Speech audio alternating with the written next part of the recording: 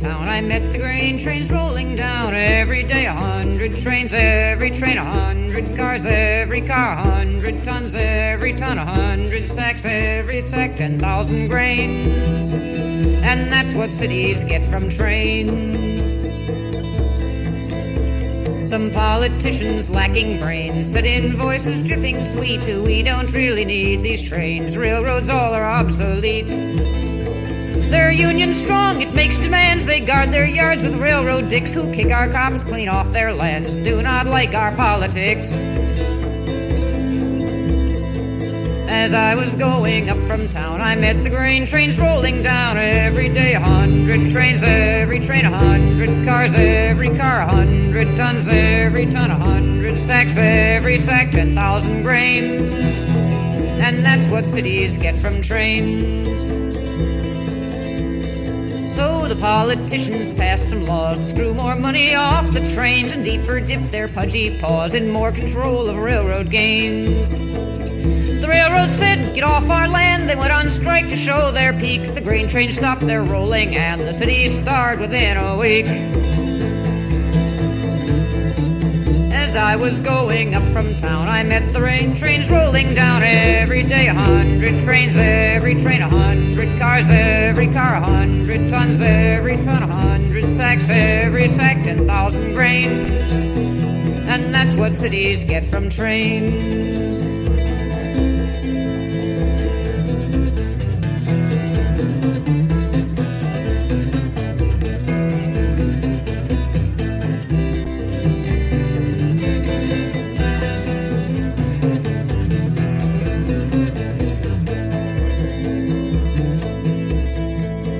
Hunger riots burned and rose and battered down the State House door, and all those fat politicos were killed and eaten by the poor. And with the city out of joint and no more politician men, the railroad said they'd prove their point and sent the grain trains down again.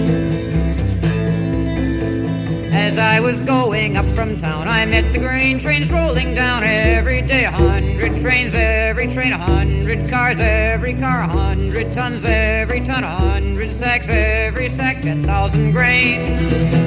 And that's what cities get from trains.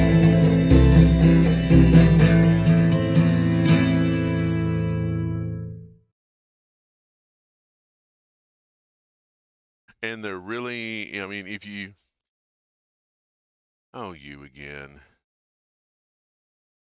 Hold on a second. I got a bot here. I got to go do a ban on. Argle. Ban. You are banned for spam, Wizlubeak. Account created 5 minutes ago. Came here just to spam me. And with folks, I got 41 followers. One about whom is about to go kaput because it's a bot account. I'm not even an affiliate. Come on. Don't spoil my opening. That was just fucking rude. I'm wondering, Beekeeper, I have an adult content warning on my stream for all sorts of shit, including the fact that I cuss like a sailor, especially at shit like this. That's just fucking rude. I ran Baba Roga by Let3 and was coming in on a nice weird out, and this butthead shows up.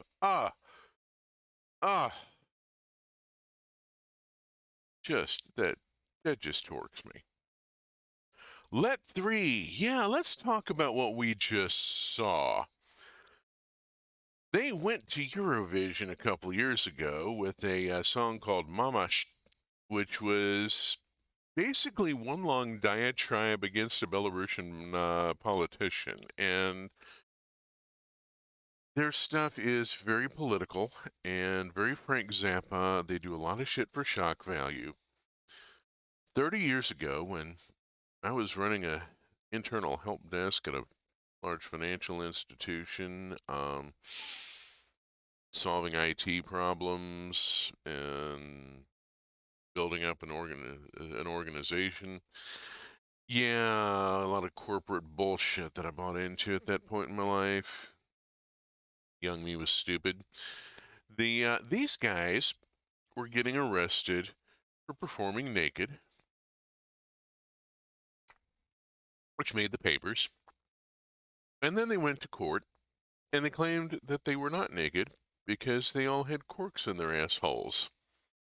And the judge was not amused by this and didn't find it an acceptable defense and hit them all with a fine, which was probably a fairly big deal for, you know, oddballs making a living criticizing bureaucracy, which is basically what we just saw.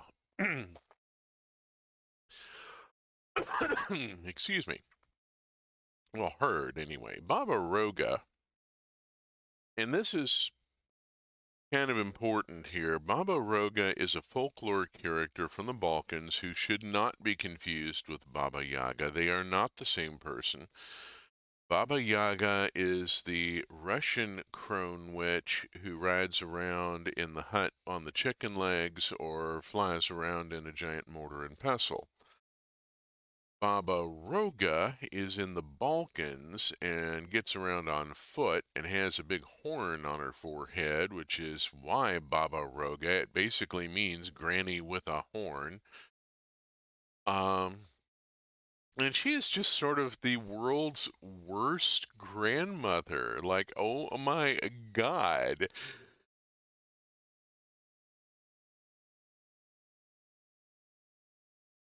Oh, dang it. It is spring. The sinus drainage is in full bloom, and so I'm going to try and hit mute when I need to cough. We'll see what happens there. Lord of mercy.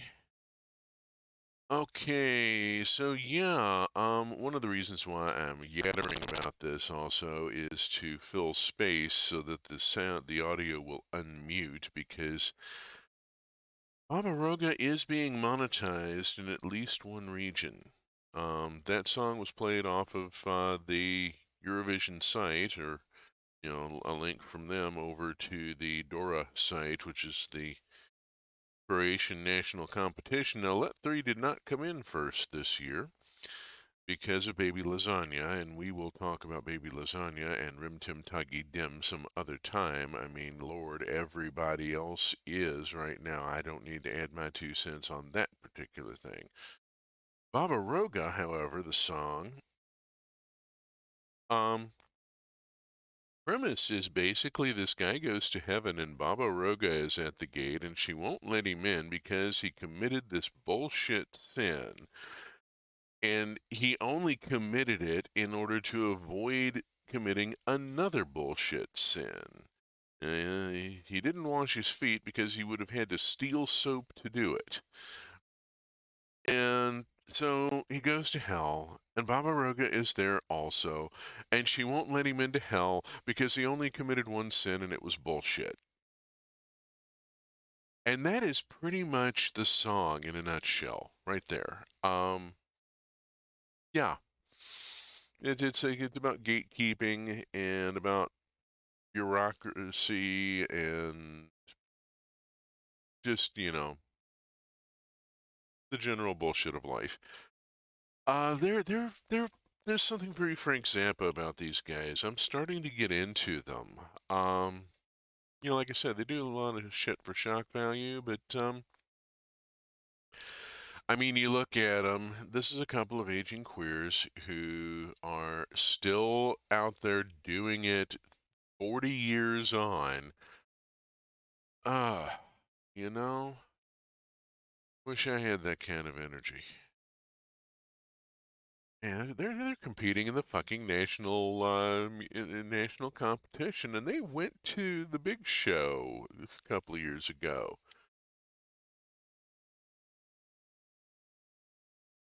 Ah,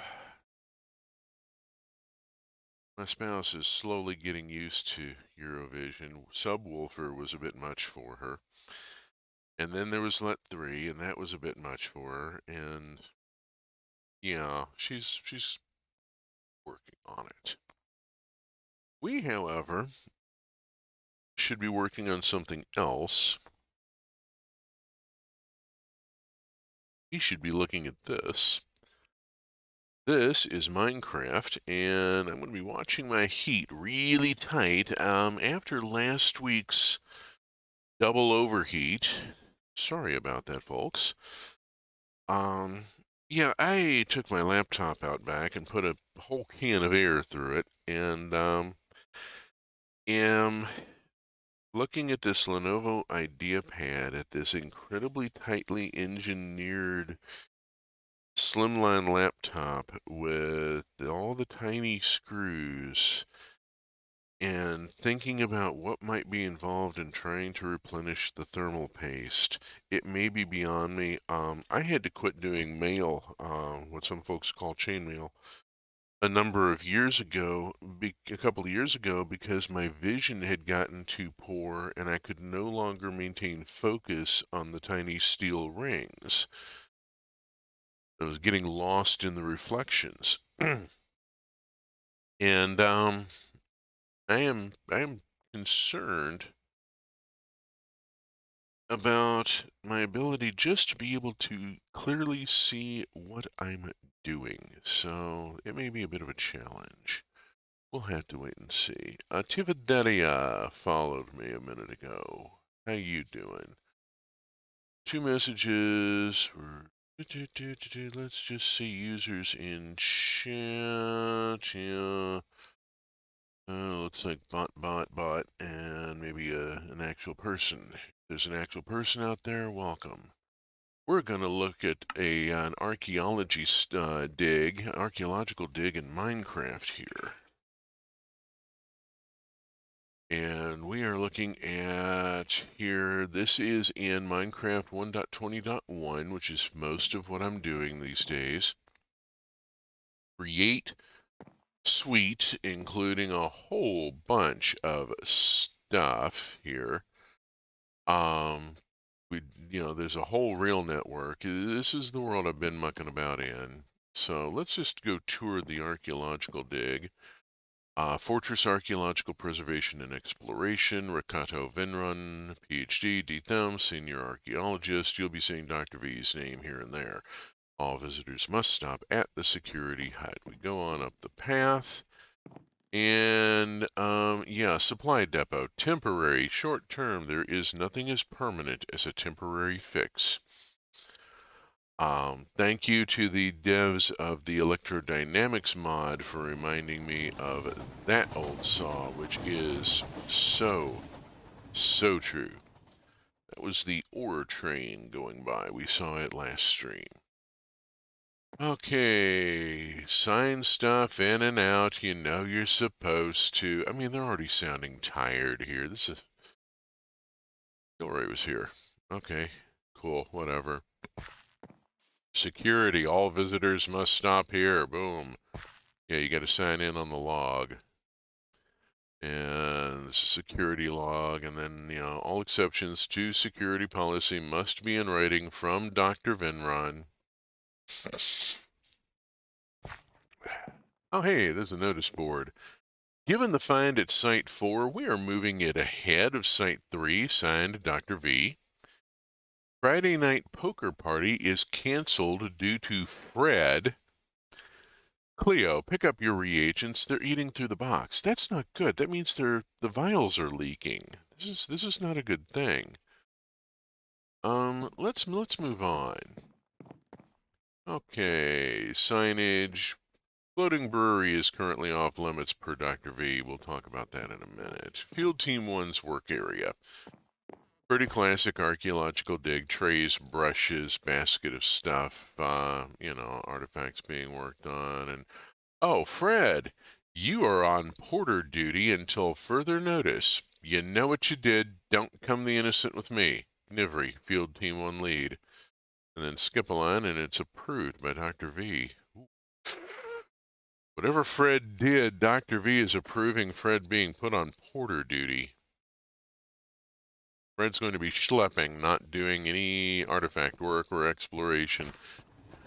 Yeah, this is Site 1, and it's been explored a bit, and so as a result, there's been some signage added, and some lighting, and so forth, and yeah, this is a nether fortress that the repurposed structures mod has redone in jungle sort of things with the vines and the logs and the mossy brick, and plunked it into the overworld and buried it. Border area, various signage, you know. This area has been pretty well explored. And is at this point, oh, that's the Bamboo Express coming in. It'll be stopping here. The Create trains blow a whistle when they approach a platform that they're actually going to make a stop at. Let's move on to further into the site here. And you know what? I'm going to do a thing here. Let's just make it a little more dramatic. See how the lighting works, because I've put some effort into the lighting. Couple more baskets. Those are storage, by the way, like chests. Neat thing to have. Comes from Farmer's Delight. Danger, active magic. Oh, we are heading into, yeah, possibly sites 3 and 4, field team 2, straight ahead. Let's see what's going on with the don't. There's an awful lot of don't here. Danger, active magic, and of course, you know, we're going to blow right past the sign and go see, further study banned due to explosions, Dr. Vinrine. And there's the floating brewery.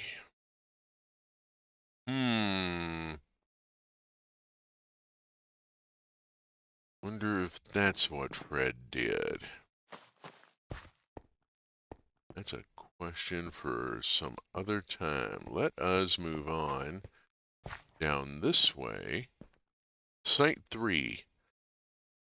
Yeah, Site 3 is interesting and all, but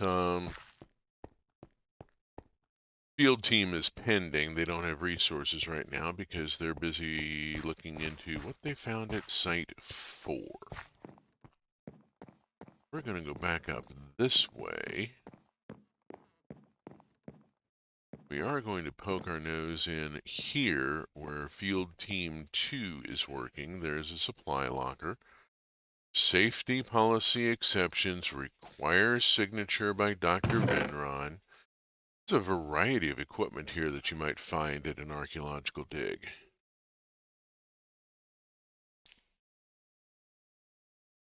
Things that you might need. And again, the area has been rendered a bit more safe. There's been wooden slabs filled in here and there. Staging area 1. Oh, this is still gravel hazards. Look up. Yeah, the gravel hazard has had wood put over it to secure it. Here is staging area 2. And then this area of the fortress is still being explored, so we're not going to go poking very far in here. Let's head back this way.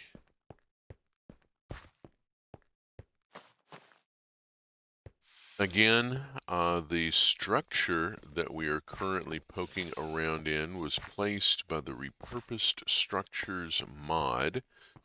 It is a nether fortress redone as using the jungle temple template. It is. I have done a lot of dressing up of it. Let's go on out to Site 4 and see what they found. Site 4, this direction. Follow the path. Stay on the path.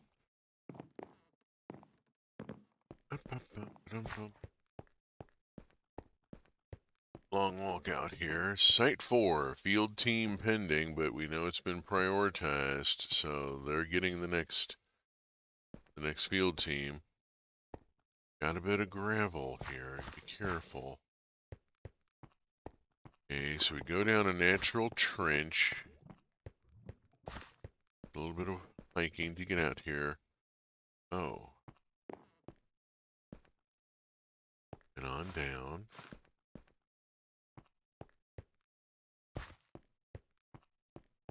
Oh. I mean. Oh, here we go. Oh, that goes up and up.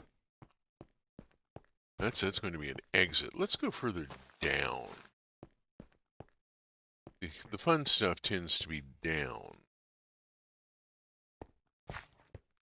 Oh.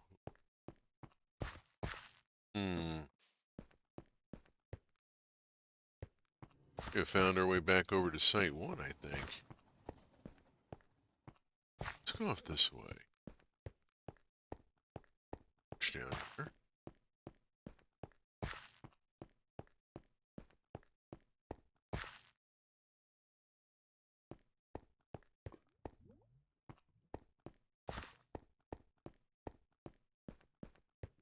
It's kind of following the torches.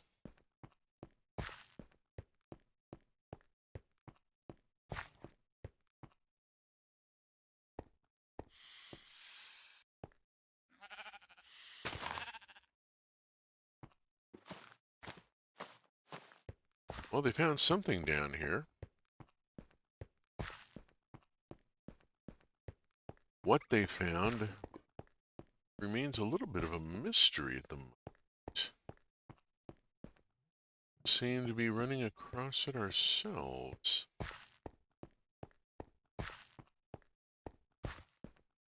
Did we miss something? Oh, look at that. Oh, here we go. Oh my. Warning signs. A little further out might be useful. Yeah, that's a thing. Okay, so that's, yeah. There's our exit sign. We'll follow the exit signs. Okay, so Site 4's got an in crystal floating in the in a remapped retextured nether fortress buried out in the jungle. Okay. That's significantly weird.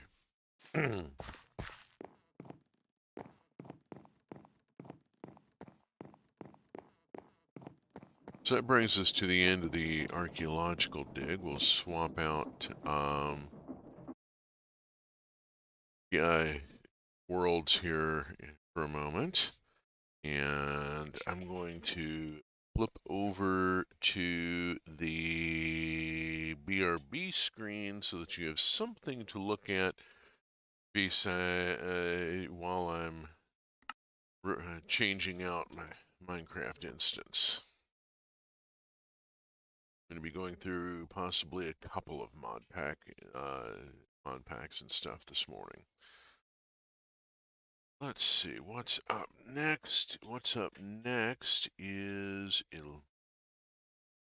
let's go on over to the Energized Power world here, because this has gotten kind of interesting. I've been looking at Railcraft, specifically the Railcraft Reborn mod, which is a minecart-based railway system with a great deal of technical possibility. Like a lot of technical possibility. There's multiple levels of track. There's switching, there's signaling, there's all sorts of stuff that can be done. You know, auto loading, auto unloading. But hang on a second while this is loading.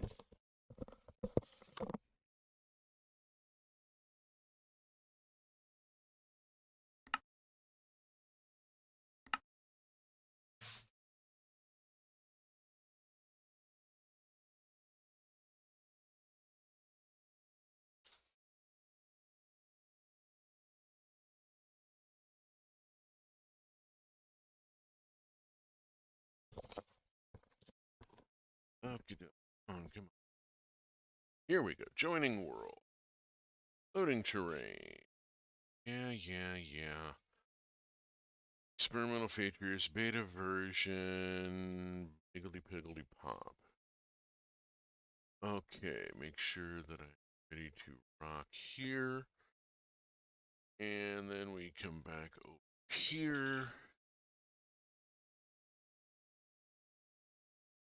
Excuse me. And let's flip it back to the game screen and go into the factory. This is an energized power factory. The building itself, the overhead grid wiring, and the coal engines that are powering it are all original equipment placed by the mod. I was lucky enough to find one of these places.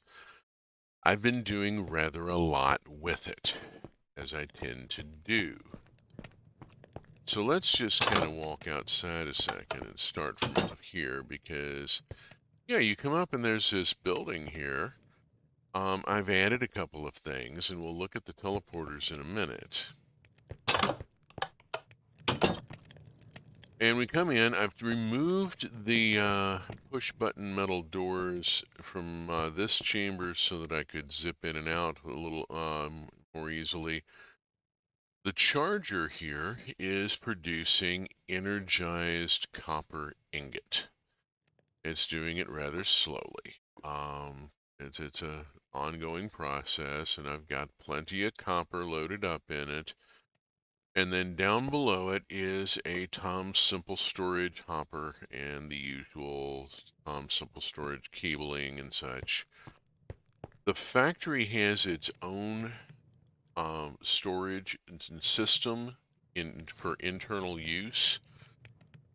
Among other things, it's the coal bunker.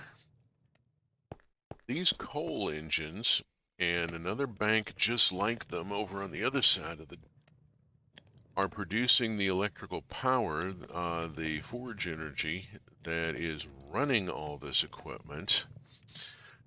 And they are ripping through coal block at a truly terrifying rate. This building has to get bunkered like a steamship. And for those of you who don't know what bunkering is, let me give you a quick little bit of rundown of terminology here. Coal aboard a ship is stored in bunkers rather than fuel tanks. They are fuel bunkers. And so loading coal aboard the ship is called bunkering. And this building has to be bunkered on a regular basis, and I'm about to just go on and do that because it takes vast amounts. If I were doing this in no cheat survival mode, in hardcore mode that so many people love, I would have to have a rail network running out to a mine and some sort of automatic mining going in just to be able to keep up with the demand. This place just devours coal. So, various machinery yes, we have our own internal network here with terminals in each corner, hidden cabling. We're actually standing on the cabling here. It just looks like floor. Used a paint kit on it. Crusher does exactly that. We've seen that in other tech mods. This is a powered furnace. It runs really fast. Quite a bit faster. I mean, we're getting better than performance than a blast furnace here, and that's on turning oak log into charcoal. I use a lot of charcoal. Batteries take charcoal. Oh my gosh, do batteries take charcoal? Pulverizer makes things into dust for alloying and combining and so forth.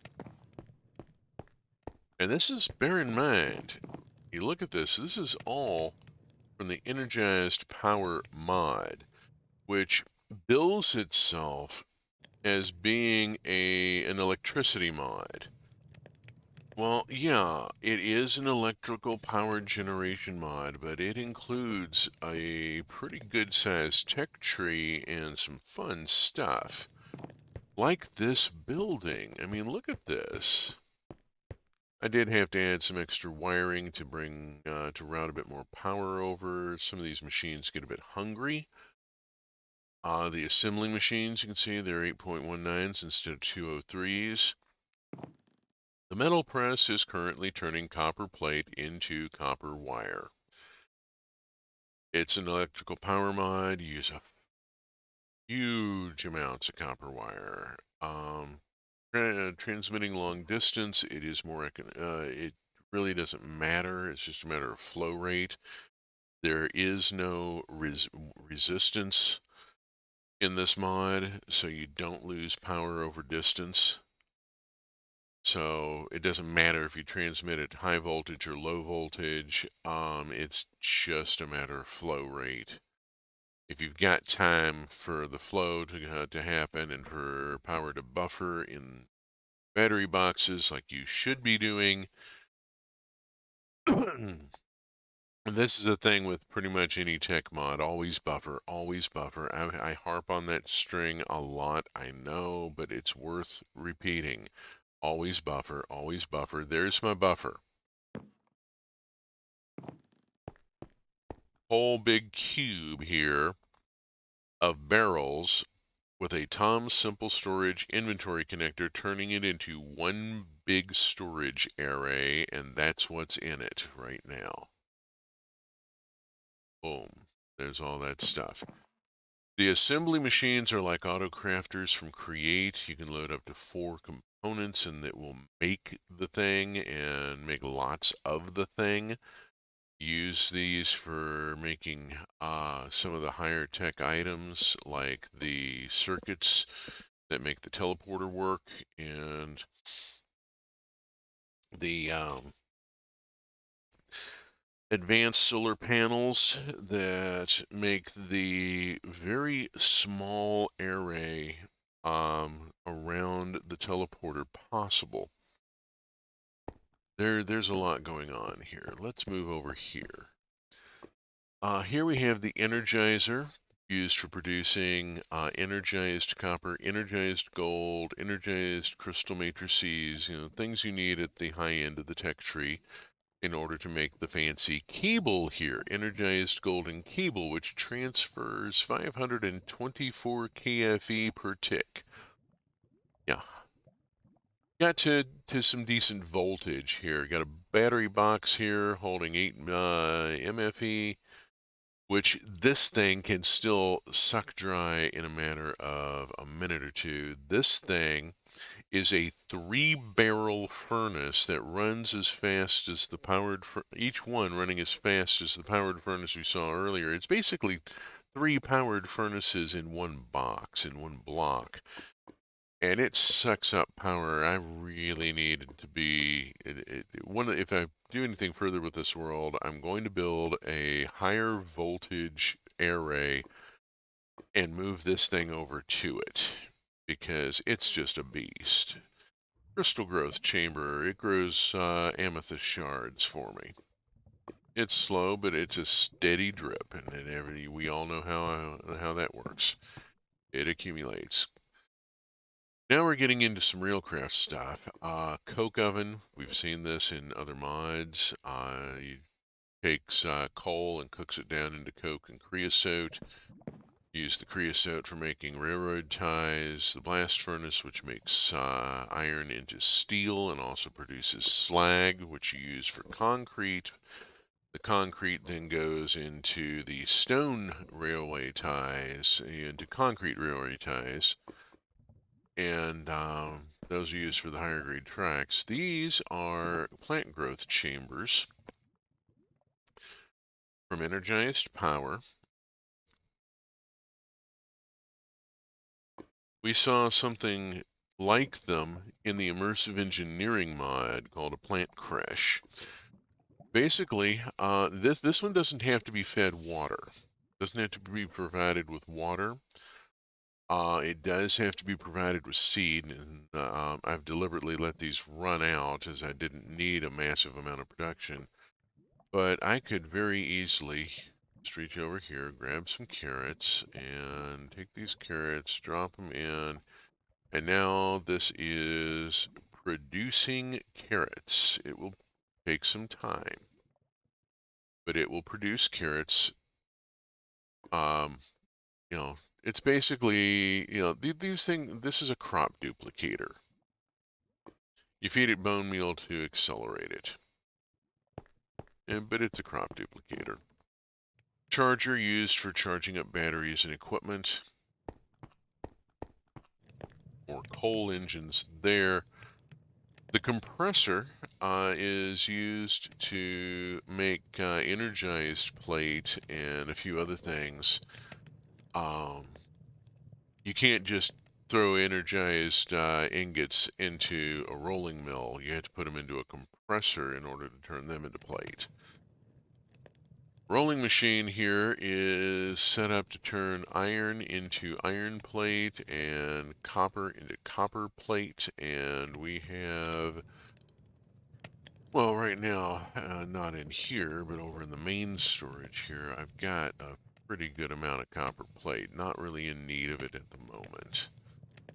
I can produce a lot more fairly quickly. We've seen how these machines operate. I'm not going to demonstrate loading it. The big deal here, this 3-machine station was already set up when I got here. There were sawmills here. I took out the 3 sawmills and replaced them with machines that I actually needed, and then added the Tom storage network in order to collect everything. A couple of extra things there. Pop out here for a second, because this is the teleporter to the, oops, it's supposed to be not in O. Come on. It's supposed to say northwest, not in Q, or whatever the hell it said. And tower teleport. If we look through the trees there, we can see that there is a pillager tower over there. This is a peaceful world, so there are no pillagers. And what we have here is a pre-tuned teleporter. It is solar powered. We're using tier 6 solar panels, each of which is kicking out 1.04 MFE. Massive amount of power coming out of these. Going into the battery box, which then is cabled over to the teleporter. Teleporter, if we hit the correct key, sends us to the linked teleporter over here, where I have a similar array set up, and there's the factory building we were just at. Yeah, this is a short distance teleport. It's this was the original test machine setup. That's a sawmill over there that is put there by immersive structures. My other favorite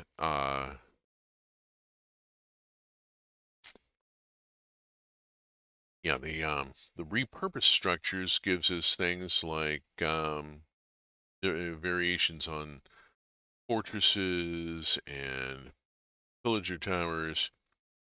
Immersive structures gives us a sawmill, and then energized power got us the factory over here. Go up and look on the roof. Yeah, let's go do that. Now off this way is a town with a castle, and I've got some stuff built there. And what I'm planning on eventually is running the railway from here, from the town, um, down to wherever the hell I am. Easier just to, yeah. And then I've got another thing going because, again, immersive structures, which puts in buildings that ought to exist in Minecraft but don't, like the sawmill. You know, it's got a stone cutter in it to make it look like a buzzsaw. Let's go see where this goes. Quite some distance. And it goes out to, well, goes out to a train station. This is an immersive structures railway station. Yes, they've got explosives sitting around. The barrels are all full of TNT and rail. Immersive structures loads up the railway station. A lot of goodies. Should collect this stuff while I'm here, actually, just for safety. Let us not leave TNT lying about. I'll fix that wall in a second. I'm going to have to go outside to get it. Now, is there? Yes, there is, and it's full of stuff too. Okay, cool. All right, and these. This building has storage in a lot of little nooks and crannies, and I love that. It's a nice design. Oh man, did I like just completely? What the hell, dude? There it is. I picked it up. Okay. There we are. And we have a waiting area here. Plant. Potted plant. And then over here we have track already set up and extending well out over the water. That's going to have something put under it or it's going to go kapop on us. Also, down at the end, let's see. No, it's an optical illusion. Never mind. But yeah, there is a railway station here, courtesy of Immersive Structures. And I'm going to put it to use. Go through and empty these.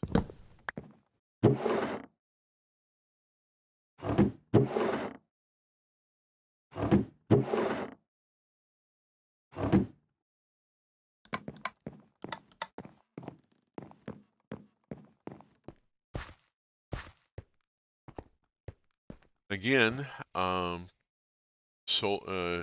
top tier solar panels. These require two different components going through the assembly machine.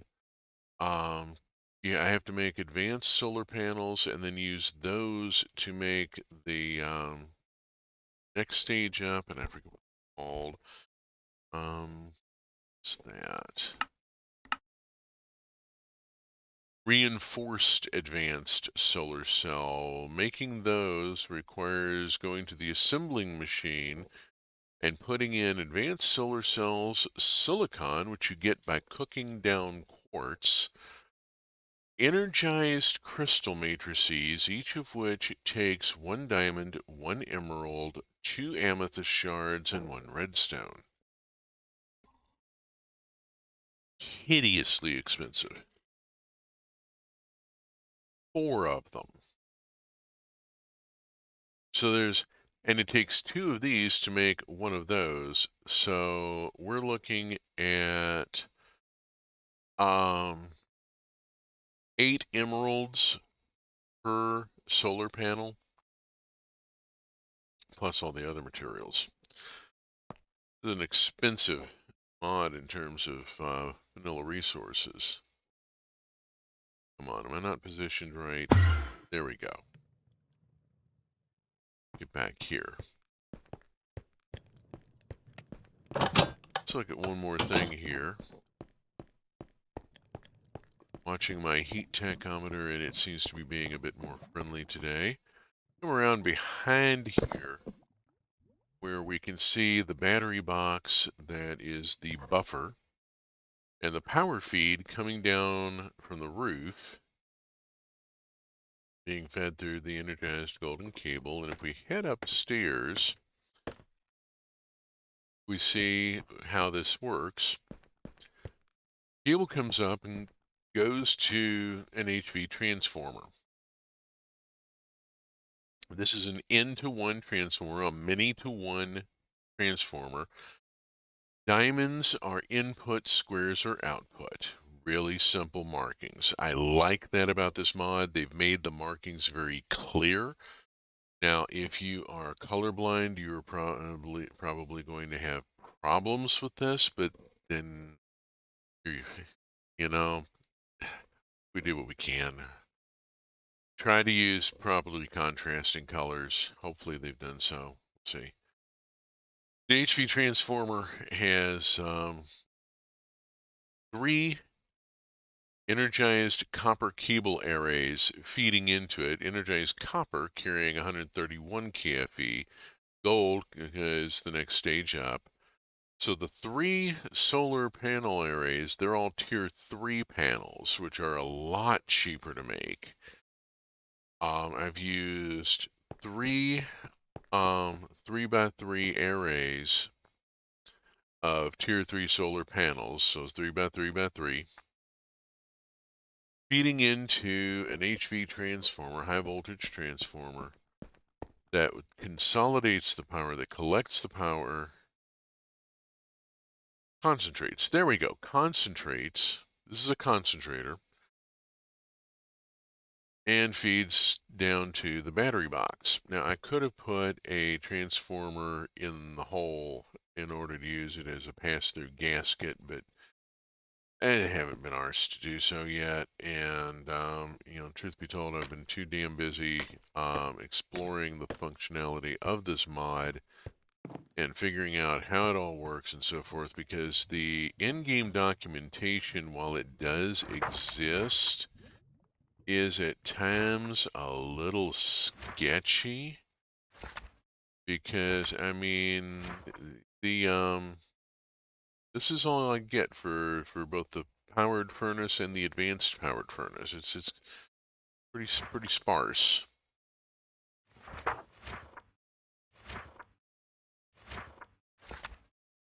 The compressor compresses ingots into plates. Okay, useful to know. Placement and all. Yeah, this mod seems to expect that you're somewhat familiar with tech mods and with a lot of the conventions used in tech mods about where you connect the power cable and where you connect the input and the output. It seems to expect me to know the gazintas and gazatas.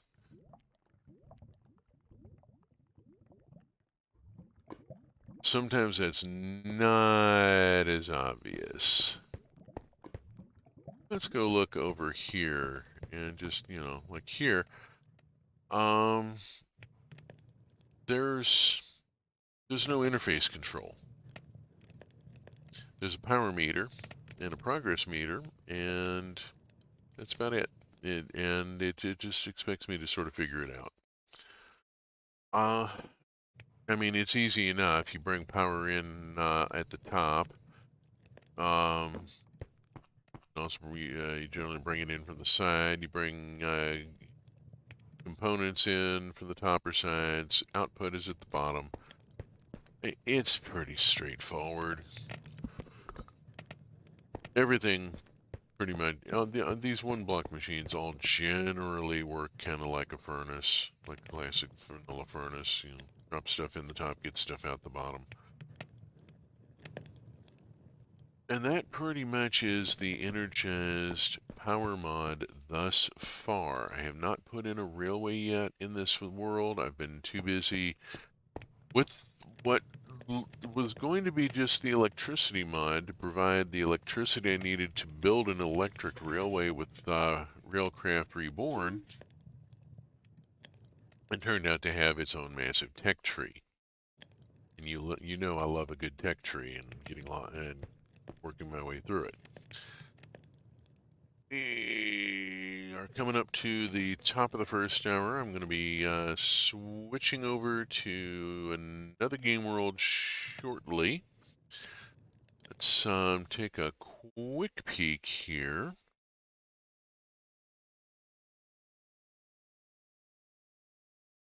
Oh, users in chat and me. Okay, I'm not seeing any that obviously need to be booted, so we're going to go over to the BRB screen so I can switch worlds again. But there. How's everybody's day going? I've been rattling on about this mod and doing the tour of the factory and everything, and have not paused to do a check-in or any of that sort of thing. Let's see, we're going over to that one.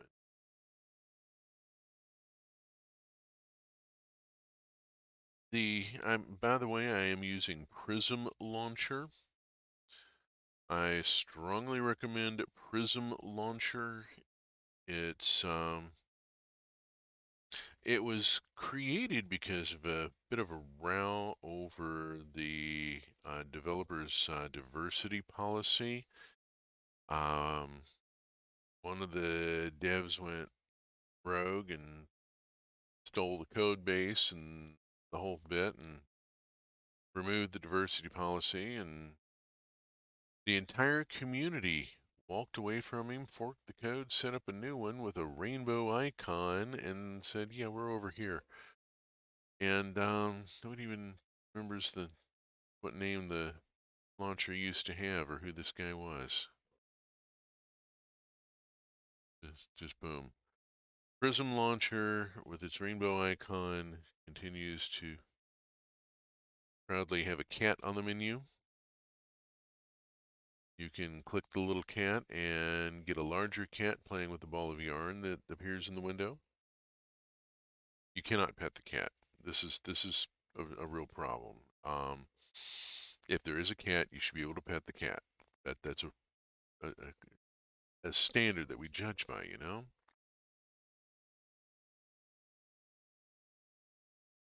Prism Launcher allows me to have multiple instances and mod packs and game worlds and so forth, and keep it all organized. Bounce from one to the next as I feel like it has worked very well for me, and is what has enabled me to do all this mucking about with different mod combinations and such. Now, the world we're going over to right now is one that I set up to check out a particular mod. That would be Electrodynamics. Yeah, we're about to get to Electrodynamics. I know, I've been talking about Electrodynamics on the Fetty for the last week or so and being rather extensive about it. This particular mod has, I think, it's not just a one mod, it's the lead mod of a suite with a large active dev team doing some really interesting stuff. Give this just a second to make sure that that's all set up and loaded and ready to rock. Bounce back over to the game screen, and yes, once again, I have hermit crabbed into a woodland mansion. This is a mangrove mansion out in a mangrove swamp. Thank you, repurposed structures. Here we have the mansion, and we have the test farm. We'll get to the test farm in a few minutes. We're going to walk through some basics of electrodynamics. Electrodynamics is the foundational mod of a suite, as I said, and includes a very large amount of stuff, all of its own. You will recognize some of it as being familiar from Buildcraft and other mods. Electrodynamics has carried forward a lot of ideas from classic tech mods that are no longer being developed and brought them forward into the 1.20 world.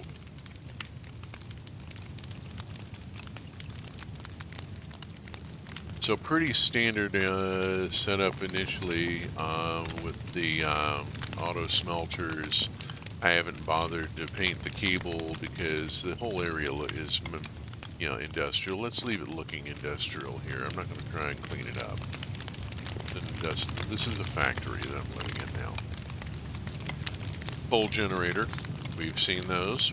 Feed them coal block. They produce electricity.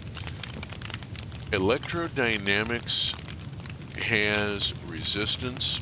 It has amperage. You have to consider these things. I have to carry around a multimeter and be ready to take a multimeter reading on this cable here, which tells me that it is currently carrying 360 amps at 120 volts and getting 39 ohms of resistance because it's a long copper wire cable.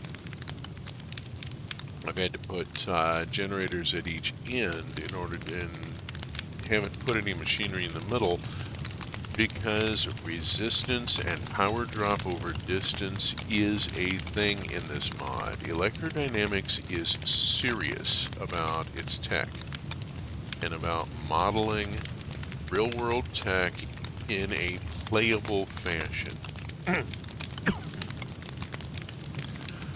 I'm carrying 3 different kinds of cable here.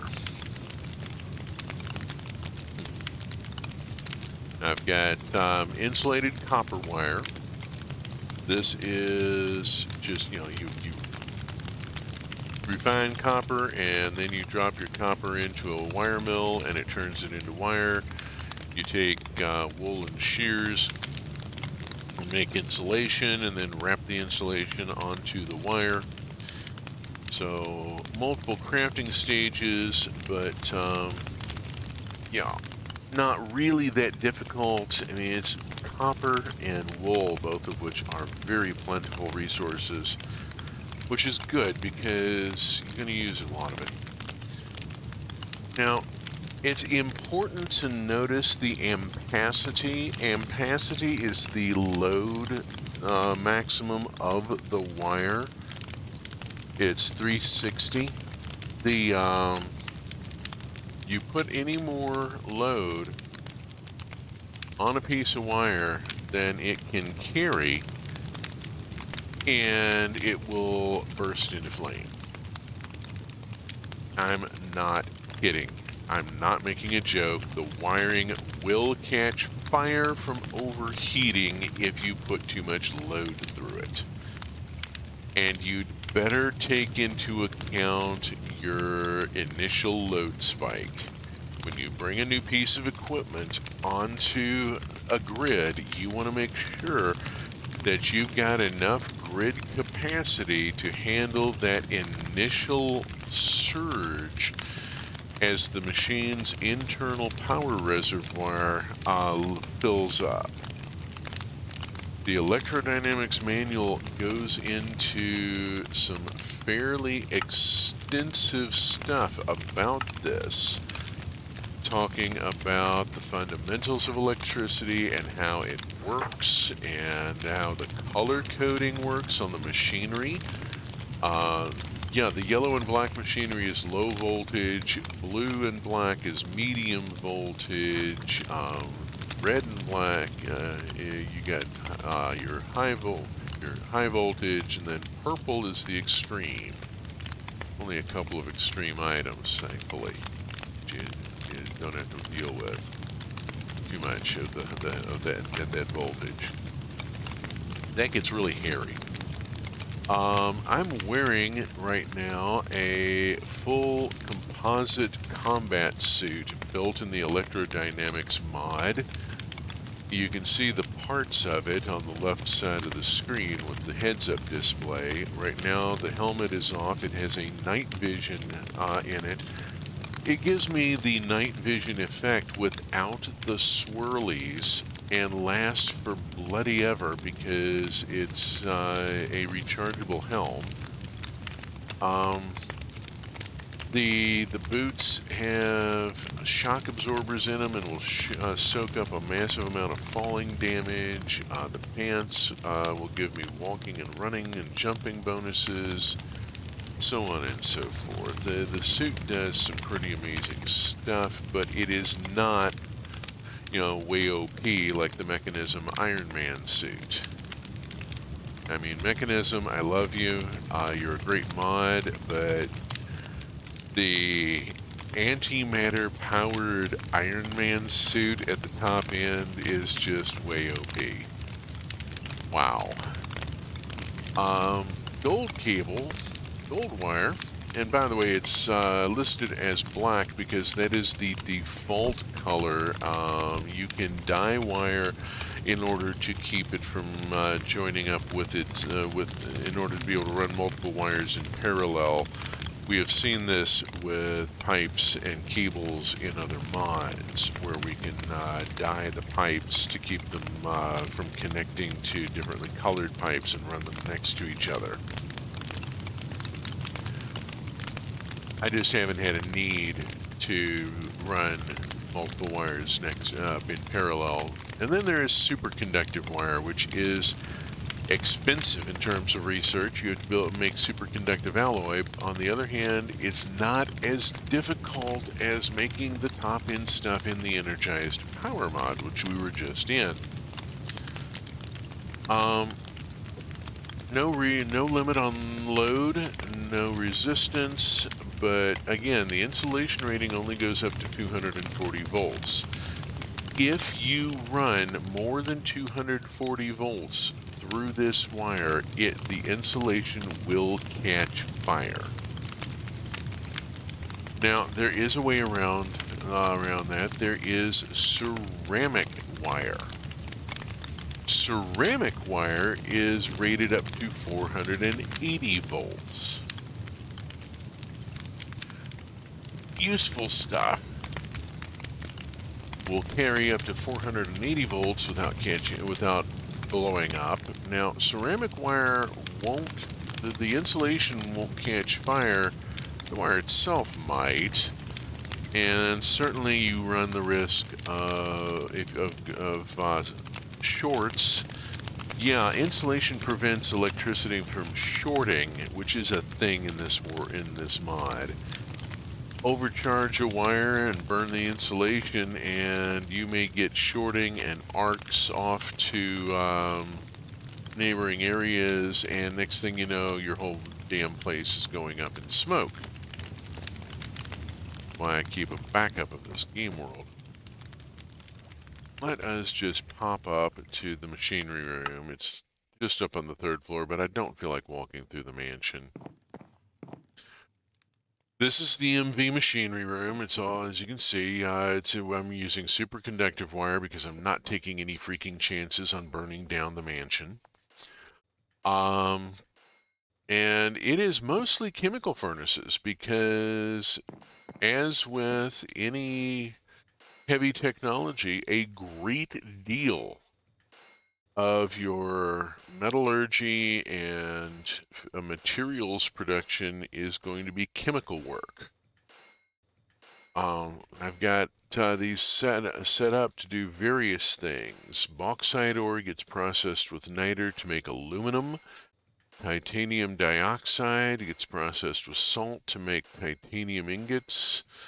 Over here, chromium oxide getting processed with silica dust to make chromium disilicide, which goes over into a chemical mixer and is combined with ethanol in order to make polyethylene, which is what the crusher here is currently working with. It's dealing with polyethylene fibers and pressing them into polyethylene sheet, and incidentally occasionally extracting a bit of chromium disilicide, which can then be put back over, which is something I'm about to go do here. If I can see, chromium, here it is. 3, 4, 3, 4. Chemical mixer here produces hydraulic fluid, which is needed for the boots. So I'm just going to take this chromium disilicide, drop it in here, and hey presto, the chemical mixer kicks on. Nice little bit of animation there with the mixer vanes going. Electrodynamics is a one-block mod. It is not given to multi-block construction the way that some of the immersive mods are. But it does have some nice modeling and animation here. So we've got our chemical vat going, and it's the liquid in it is ethanol. That's the ethanol color and texture. And then it's producing molten polyethylene, which it is then sending over to a chemical crystallizer, which turns it into polyethylene fibers. The polyethylene sheet is then used in making composite, which is a large part of what I'm wearing. Out here we have a solar power array, very carefully constructed. It is superconductive wire. Thank you. I originally built it with gold wire and replaced it as soon as I could. And we have some high voltage machinery. I have an energized alloyer here that makes stainless steel. It's loaded with chromium. If I drop let's show rather than tell. Here is, that's stainless steel. Steel ingot, here we go. And boom. And it makes stainless steel and also throws a bit of slag. It is very quick, yes, and will now be draining through the Tom's hopper for a little while. The solar power array, because I have my game world set to do not do the day-night cycle and be permanently noon, is a nice reliable energy source that I don't have to constantly fuss with and bring more fuel and so forth. Power from it is going through an upgrade transformer. This is an upgrade transformer Mark II, which has the polyethylene safety shell on it. The Mark I's are the first one you're able to build in the game, and it will take a while to get to the point where you have polyethylene technology. Getting to the fermentation and the chemical mixers and enough power to drive it all will take a while. You're gonna need upgrade transformers. Be extremely careful around them. Electrodynamics does include rubber boots. Wear them. Don't step on the transformer anyway. The rubber boots are prone to degrade quickly and are only there as a brief safety. So, you know, we'll have to see how things go there. Yeah, stay away from the transformers. Once you have the green shell on it, they are safe to step on. Don't step on the cable. This is a downgrade transformer. This one is a standard one. As you can see, I mean, that is exposed electrical equipment. You know, there is a definite safety hazard here. I was trying to get water brought up here and just not succeeding. I've yet to figure out how to get water source block into the Electrodynamics mod equipment. Not really sure how that works. Still trying to figure it out. For right now, I'm using a creative water source because nuts to it. Over here, we have a high voltage room. Let's just look at how this is built because it gets kind of gnarly. This is getting the reinforced alloyer made. This is top end stuff where I'm making vanadium steel. Here I set up a separate grid. Coal generators that I can feed when I need them. They go through, they produce power at 120 volts, goes through an upgrade transformer with a 1 to 2 wrapping. Yes, you can step up the voltage much more sharply if you want. Electricity makes me nervous. Real world and in-game both. I am cautious with electricity. There are times when I have been shocked. I have had some incidents. There are reasons why I'm cautious with electricity. Yeah, we're gonna just do a nice simple 1 to 2 here. Too much blood in my caffeine stream. Had to fix that. At this point, I've gone to thick superconductive wire. Loaded up the insulation. I mean, let's just not fuck around here. This is a high voltage room. So we're bringing 240 volts over to this lithium battery box, which currently has 40 megajoules stored in it at 240 volt. Is capable of some pretty intense transfer, 86 kilowatts. That's going to another upgrade transformer, which is putting out 480 volts over to a carbine battery box. Now, the carbine battery box is a big pain in the patoot. It requires ancient debris to make carbine dust to make the batteries. And so making one of these is very expensive. Will require a lot of stuff. A lot of mining in the nether. Bleh.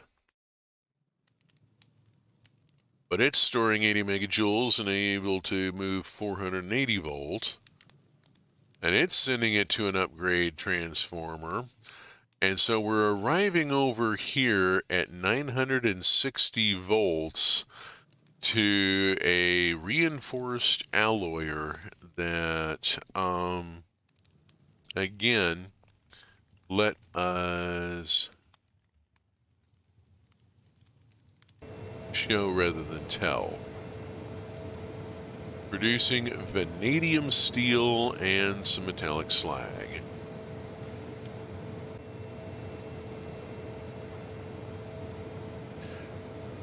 Not much in animation here, just a few little poofs of smoke to let you know that the machine is running. But we get vanadium steel out of this, which is top-end material for a lot of things, for a few things. So yeah, there's that. And if that's not enough, and by golly, when is it ever enough? When is it ever enough? We saw some things here. Let's look at go back here and go to the home, because there's ours. There is nothing more permanent than a temporary solution. Somebody put that pole out in the middle of a river, and now they're having to do something incredibly unsafe just to be able to reach the damn wire. Electrodynamics is just one of the modules in the suite. It includes a lot. It's the foundational for this suite. It includes your ores. It has an explanation of metric prefixes if you're not used to them. Whole thing on electricity, fluids, gases, generators, all the machines available. The quarry. Oh, good grief, the quarry. The Electrodynamics quarry is going to be familiar to anyone who has ever played the Buildcraft mod. Buildcraft was a great tech mod, a brilliant tech mod in the early days of Minecraft, and it had a lot of things that were worth carrying forward. The quarry is a little bit more complicated now. Takes inspiration from Buildcraft's quarry and expands on what it can do. You still lay out markers. You put down a seismic relay. You put down your quarry. You give it a coolant reservoir and a motor complex. And then you have to power it. And then you need to be able to take the output from it. And you need... and you will need a mining head, a drill head, which will last for this many blocks. The frames are automatically generated. There are some upgrades. You can put upgrades in it. You can put...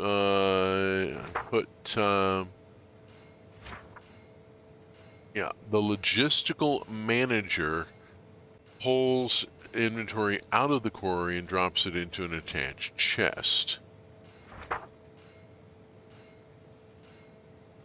Very useful thing.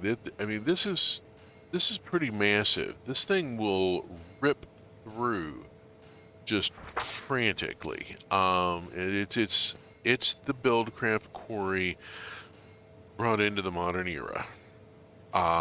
Into how mods work nowadays and how we expect things to work, and it's also been expanded out into a multi-block construct. I said the Electrodynamics mod didn't really get into multi-block, but it does in some cases.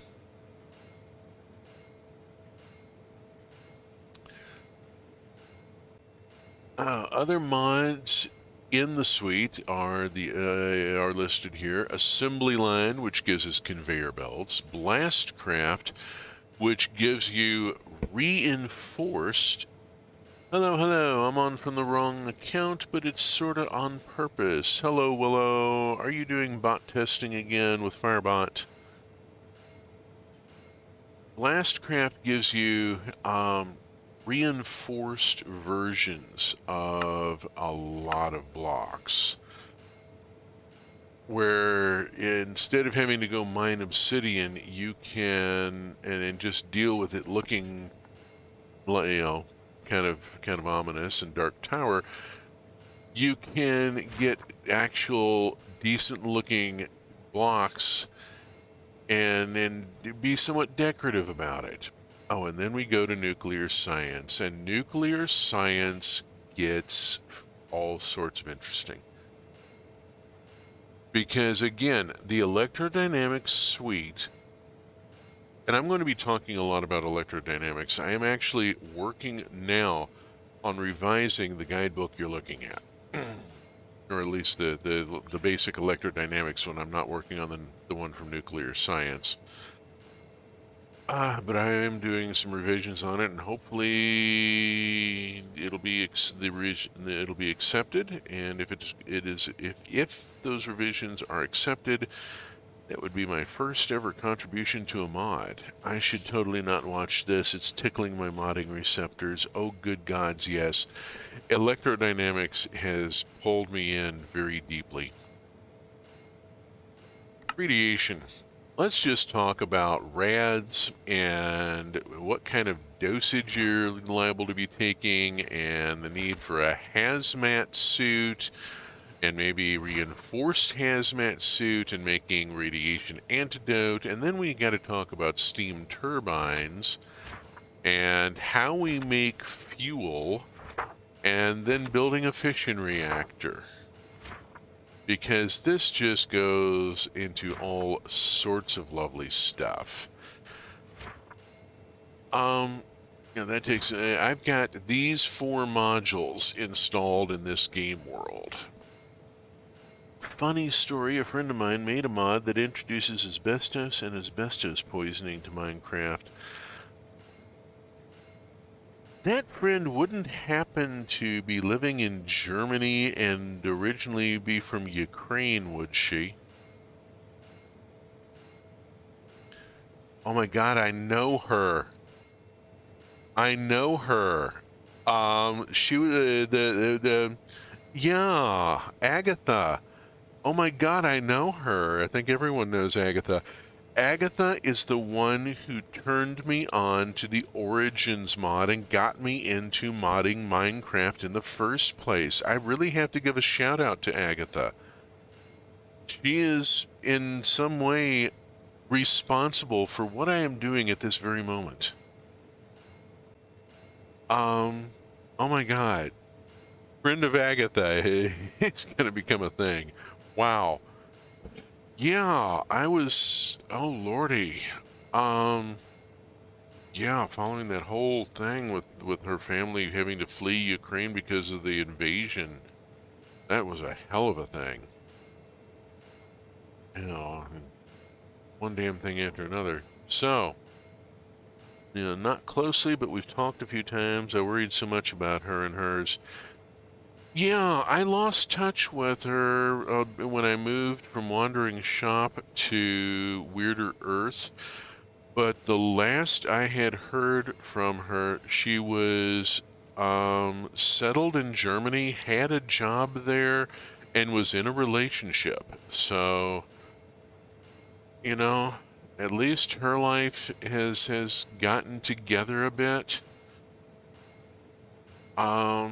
Yeah, she was dating this person from Hamburg and was having to travel through Stuttgart to go see her and making Hans from Stuttgart jokes. Seemed to be acclimating to Germany pretty well. So yeah, nuclear science. Yeah, she was, she turned, yeah, she was the one who told me about the Origins mod, because I was grumping about, I wanted to play an aquatic character and was trying to figure out how to do it, and she was like, well, the Origins mod, just play and like, oh my god, the Origins mod reawakened my interest in Minecraft. I had pretty much exhausted vanilla Minecraft. And playing an aquatic character just was a whole new take on it. And yeah, I've got a whole series of VODs about that, actually. If you go over to my YouTube, which you will see when we get to the end of the stream, I'll put up the URL for it. It's on my closing screen.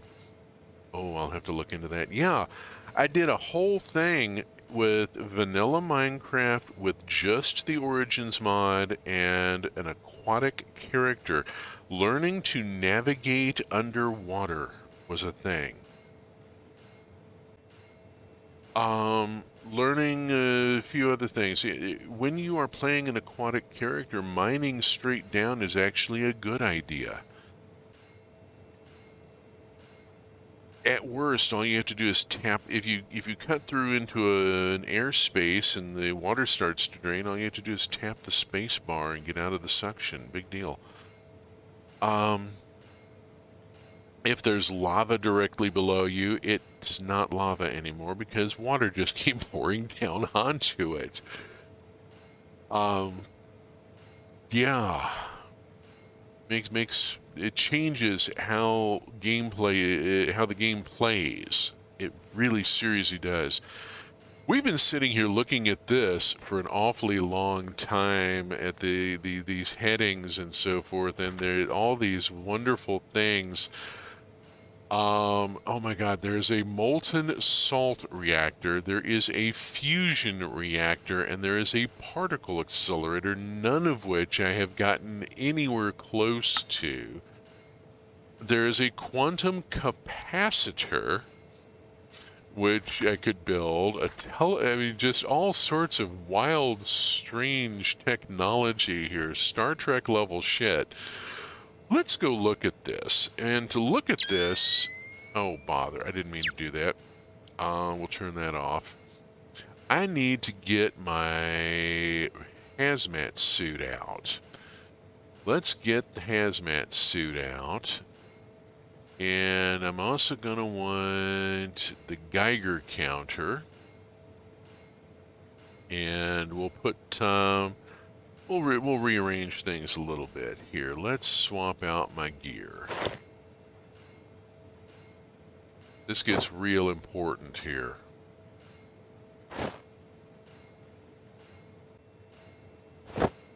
What I am now wearing is a reinforced hazmat suit that's been enchanted with unbreaking and mending. And is still taking a lot of damage from the radiation in the area I'm about to go into. And let's get our Geiger counter out and bounce over to nuclear 1. Being a very cautious individual when dealing with this sort of thing, I put my first nuclear reactor in an abandoned mine shaft well away from my base. I have seen these things explode before, and it gets really quite intense. Right now, it should be pretty quiet. We will get a bit of clickety-click, I think, from some of the machinery. But let's just start over from here, because this is worth seeing. These are hydroelectric generators. They're a bit loud. Clickety-clankety-clank. One source block of water and a mill race, and I'm driving 4 generators with one source block of water. It is important, and it does not say this in the current version of the Electrodynamics guidebook. I have added it as one of my first edits, that the hydroelectric generator has to be placed with the water wheel extending into a lateral flow of water. Cannot be a vertical flow. If you use a mill race, you can power up to 4 generators from one source block by just following the flow. And then I just allow the water to flow down into the cave below, because why not? It's a living cave down there. It's not going to hurt anything to have water pouring down into it. Actually makes it a little more decorative. Using insulated gold wire here to pick up the power from the generators. I've used a pretty standard layout here, putting them both in parallel and in series in order to feed into a battery box storing 10 megajoules at 120 volts. Buffer, buffer, buffer, and I screwed up here, and you can clearly see it from where I'm standing. There is a buffer before the transformer. There is no buffer after the transformer. I should have put a battery box after the transformer. By the time I realized I'd left it out, I'd already put in the whole goddamn radioactive assembly line and did not want to take any of that apart, let me tell you. We walk around the back here and kind of scoot in. Yeah, it's living cave down there, so I just let the water just drop, you know, why not? The hopper there is to capture fish, which were generating in the water at one point. Yeah, oops. Post your failures, pawn your imposter. Upgrade transformer here is running a standard 1 to 2, so it's putting out 240 volts going out to the various equipment. I've got a creative power source stuck in here because I had a surge issue. We'll deal with that later. Have to get that out of there at some point. What's happening here is that I am feeding water into a chemical mixer loaded with sulfur trioxide. Now, the sulfur trioxide is manufactured over at the mansion, and it's a couple of steps process. Sulfur is an ore in electrodynamics, so mining sulfur is easy enough, and then I just process it with a couple of things, and I get sulfuric acid. Yay! The sulfuric acid gets piped over to this chemical mixer, which we can see the texturing in. Sulfuric acid, and it gets run across raw fluorite crystal. The aesthetic goes well with the CC Restitched mod. You have to look at that. And it's producing hydrofluoric acid. Really wicked, evil shit. Do not ever... Adds computers. Oh dear. I'm not sure. Oh lordy. Adding computers. Oh lordy. Hydrofluoric acid is evil shit. Do not ever fuck with hydrofluoric acid. It will kill you. Lewis scripting. Oh dear gods. I'm not sure I'm ready for Lewis scripting. I'm still working with radiation and stuff and messing around with shit that explodes. Okay, I got a chemical extractor here. It's fed water, and it's fed some, it's fed raw uraninite ore, which then sends down to here to produce, well, let me see, do I have any? Oh, I just have thoriumite. All right, hold on a second. Let me think for a second here, riffle through, and...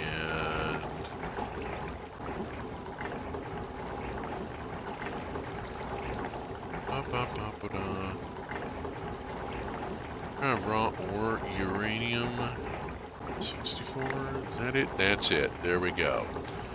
Raw uraninite. Uraninite ore, Lua, is much scarier. Oh, I believe it.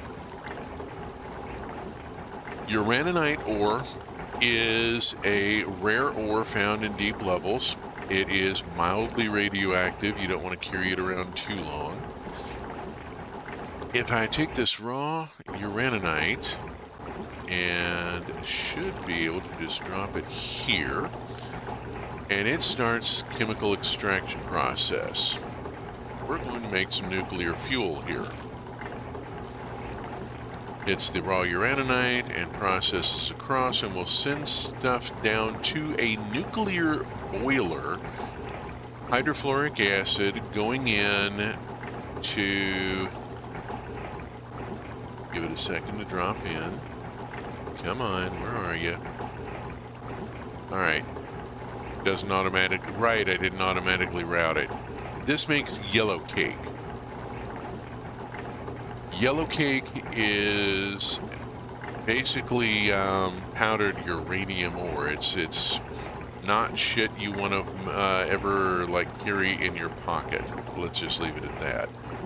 We'll drop it into the nuclear boiler, and it gets processed with hydrofluoric acid at extraordinary temperatures and processed through really fast because I've got an advanced speed upgrade, and it's sent to the gas centrifuge as uranium hexafluoride, vicious evil stuff, which is then processed through into uranium-235, uranium-238, and fissile dust. I carry this over to here, and we have some U-238 and fissile dust and U-235, as well as some spent fuel rods. Let us look at the spent fuel rods and see what we can do with them. Spent fuel rod gets put in a fuel reprocessor with fissile dust and produces a polonium-210 chunk. We'll worry about mucking about with fuel reprocessors later. Let us instead craft some fuel rods here. We have the highly enriched.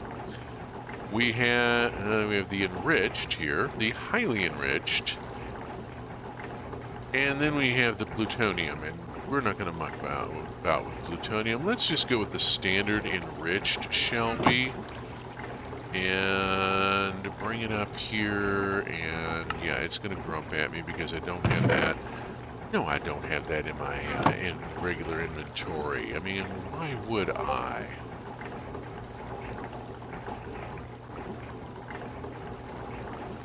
That's using U-238, so we reach over here and we grab... I'm going to need 12 of them. I'm going to make 4 of them. 4 rods. Oop, there goes a fish. Or a bat. No, that was a bat. The radiation in here is screaming. Because I'm holding radioactive material right now.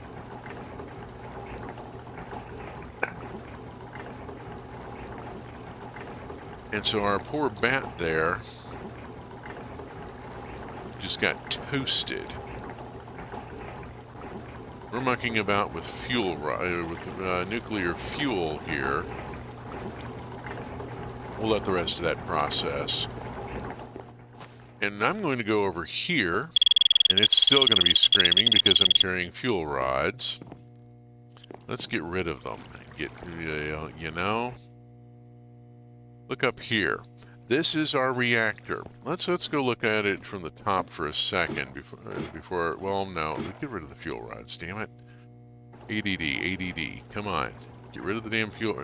Why nuclear fuel workers shouldn't have? Okay, we load in fuel rods, and the steam turbines kick on. Now, if I had, let's back away from that a minute here. There we go. Whew, down to something that's just a little chirpy, and down to like 30. Let's back away to here and get it down a bit further. Wow. Radiation was getting awfully intense there and eating the suit that I'm wearing. That's what's causing the damage, is the radiation is eroding the suit. It'll have to be repaired with lead plate at some point in the very near future.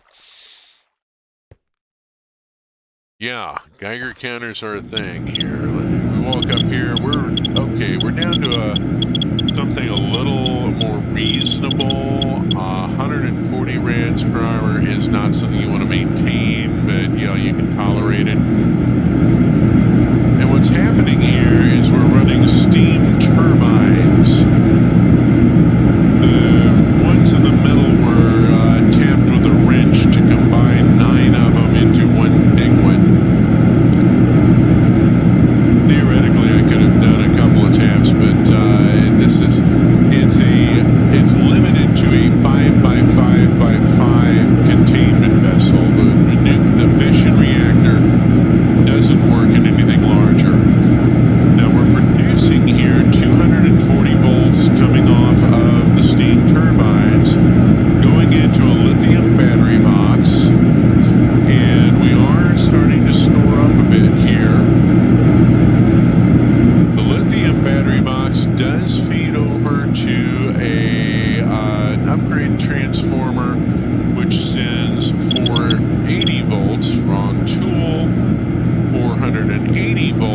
178 amps. We're running superconductive wire here to be able to do this. Into a carbine battery box, which right now is still charging up, but will hold 80 megajoules at some point. I really feel like this. I'm in a loud industrial area listening to you take us on a tour. It's Electrodynamics has gone for realism in a lot of ways. They've kept it playable.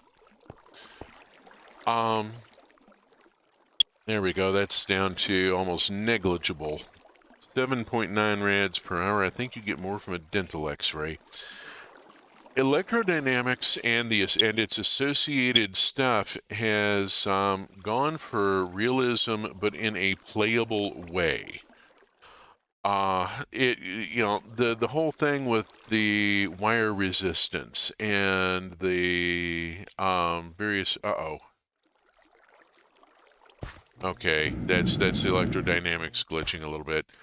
Electrodynamics has a render thread issue where it suddenly starts writing lots of render thread messages to the log, and will occasionally, so you may see the game stutter a little. Heat level is actually looking very good. After last week, like I said at the beginning of the stream, I took my laptop out back and put an entire can of air through it, and it is not overheating at this point, behaving a little better. But yeah, we've gotten a lovely tour of an extremely radioactive area. We're much more reasonable right now because we are not carrying around pellets of uranium-238. The next thing to do down here is to put in the fuel reprocessor and produce polonium-210, which is just uglier and uglier. As we get into these isotopes, they just get more evil and more stuff you really should not be mucking about with in real life. Just really bloody fucking dangerous shit. But for in a game, it's a lot of fun. So yeah, I have a reactor running here, and it's just going to run until those fuel rods are expended. It's going to eventually burn down. Running at a temp of 1150 C, which is actually within the safe margins for this type of reactor. There are additional fuel rods, and actually let me bring this up and go to here and flip through for a second. There we go. The temperature you run the reactor at determines the voltage it produces. I'm running it hot enough to get 240 volts. It is possible to get 400. Oh, time for me to lurk while I get ready for stream. Yeah, thanks for reminding me, Willow. I need to remember to throw a raid to you in 15 minutes when I wrap up.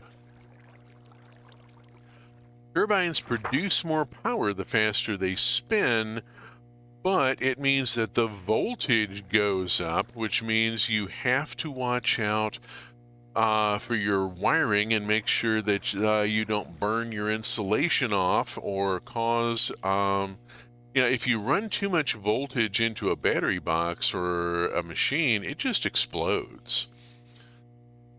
When I first brought this thing up, I had underestimated the temperature I was going to hit. And the battery box, I had put a standard battery box on it for capable of accepting 120. And when the temperature crested the critical point and the voltage kicked up to 240, the battery box exploded and took out that entire bridge I was standing on that had the battery box. The battery boxes and the transformer, yeah, that's the second time I've built that. The first one blew up. Let's see. Fuel rods. Here we go. Fuel rods. We can make enriched fuel rods with U-238, which gets us on up. The highly enriched fuel rod, which runs a little less time but gets us a hotter temperature. The plutonium fuel rod, which is a lower temp but runs for freaking ever. The hotter you run your reactor. Now, when you put 4 rods in, you know, it's a temperature limit of 1417. We're running it at 1450, so meltdown is a risk, but it's not really that much of a problem. Dang, yeah. Oh yeah, this thing gets deeper and deeper. I haven't put a control rod in on this reactor, which is something I probably should do.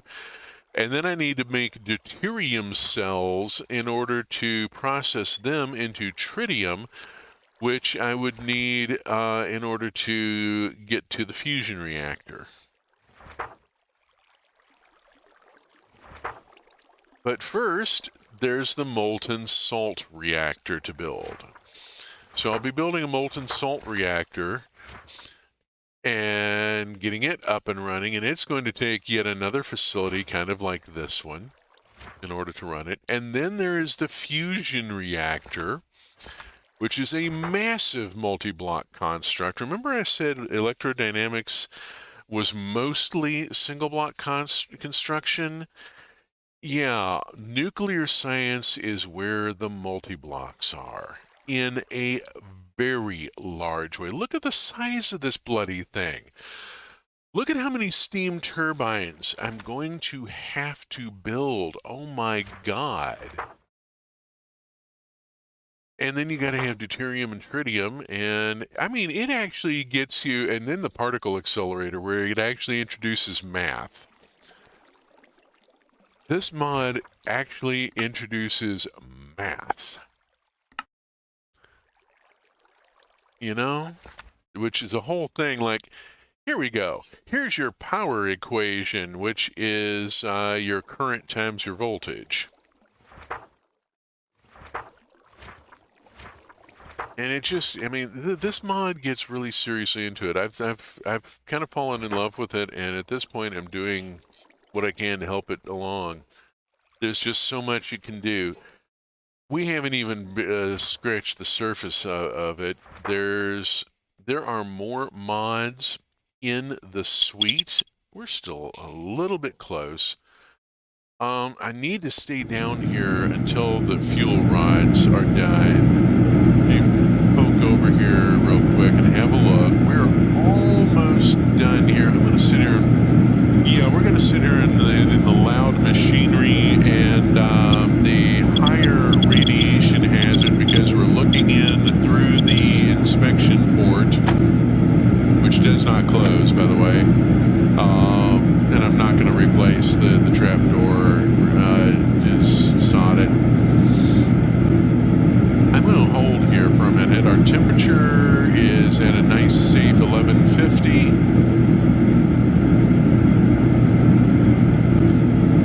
Temperature goes up over 1400, we start running the risk of a meltdown. We're running at a nice safe 1150, which is a heck of a sentence, you know, thinking of 1100 C as a safe temperature.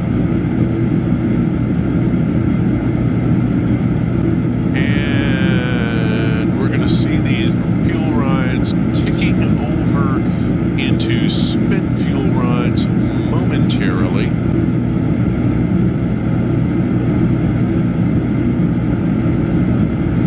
Electrodynamics, the suite, includes nuclear science. It includes blastcraft with all the reinforced spots that I haven't even looked at yet. Assembly line, which I haven't gotten into yet, where we can build big factories. It also includes ballistic craft, which introduces intercontinental missiles.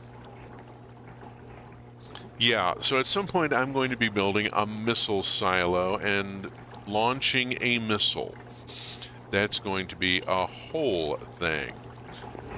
All right, let's put our spent fuel rods over here in the chest with the extremely radioactive shit. And now that this is no longer running and is safe to walk away from, a lesson I have learned with tech mods, unless you have a chunk loader, and even if you have a chunk loader, shut down the reactor before you leave the space. Do not leave a reactor running. Reloading the chunks when you start up the world or you teleport over there can go awry. And in a previous world using the mechanism mod, I had a reactor down in a cave explode because of a chunk loading problem.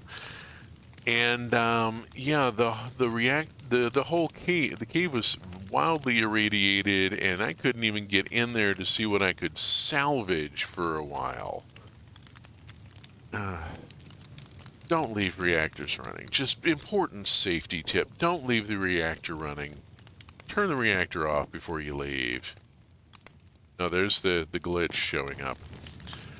We've been running this long enough that yeah, on my laptop, especially when I'm streaming, the render thread issue starts to glitch me up a bit here. So we are going to wrap up here.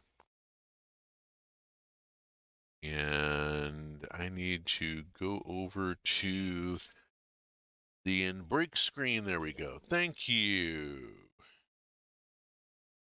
And do see. This brings us up to the end of another Saturday morning. We have gone through rather quite a lot today. We've looked at some stuff in Create and some stuff in Energized Power and some stuff in the Electrodynamics suite.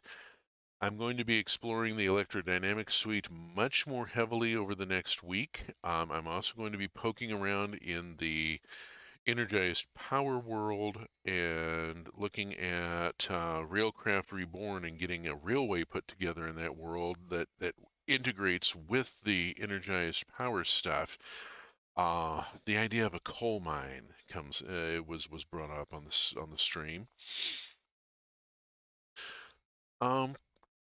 I will be back tomorrow night, Sunday night, 8:30 p.m. UTC -6 with a much more chill stream. We will be playing Roots of Pacha, which is a farm sim in which a Neolithic clan discovers agriculture and learns how to domesticate animals. It is charming. It is adorable. It has deep queer content and deep relationships paths. The writing on it is just fantastic, and I really recommend folks join me tomorrow night, 8:30 p.m., same bat channel. In the meantime, in about a minute or two, I'm going to throw a raid over to Willow, who is a member of the Truck Community Streamers. Our schedule is up at the top of your screen right now, schedule.truck.community. There's stuff going on with our crew every day of the week and at various hours throughout, all sorts of stuff happening. Check out our schedule. There's something for everybody. If you are interested in my previous VODs, my previous Minecraft, Roots of Pacha, Wandering Village, various other stuff I've done, I've also got a lot of videos that are not Twitch VODs, but just tours like we just took of the aquatic world I was speaking of and some other builds I've done. I've got a lot of stuff on YouTube. The URL is down there at the bottom of the screen. Please visit. View count makes me happy. Number go number go up is not always a bad thing. And I'll be back next Saturday morning at 8 a.m. with more Trains and Tech in Minecraft as we continue this. Until then, safe journeys. Let's throw a raid. Raid. Let's see. Where is the button? Raid channel. And raiding Willow Mist start raid. Here we go.